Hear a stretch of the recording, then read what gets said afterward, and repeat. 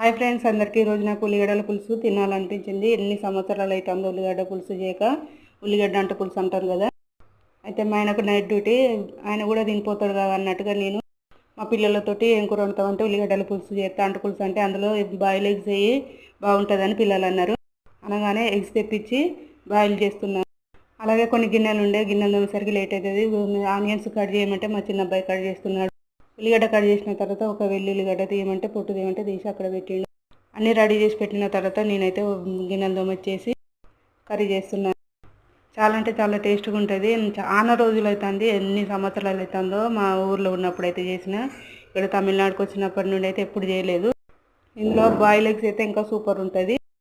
ఇందులో ఒట్టి చేపలు, బొమ్మిడీలు అవి కూడా వేసుకోవచ్చు. మీకు కూడా ఇష్టమైన ఈ ఉల్లిగడ్డల అంటు పులుసు, ఉల్లిగడ్డల ఎగ్ పులుసు ఈ టేస్ట్ ఎలా ఉన్నదో డిన్నర్ వీడియోలో చెప్తాను. బాయ్, మరి మరో నెక్స్ట్ వీడియోలో కలుద్దాం.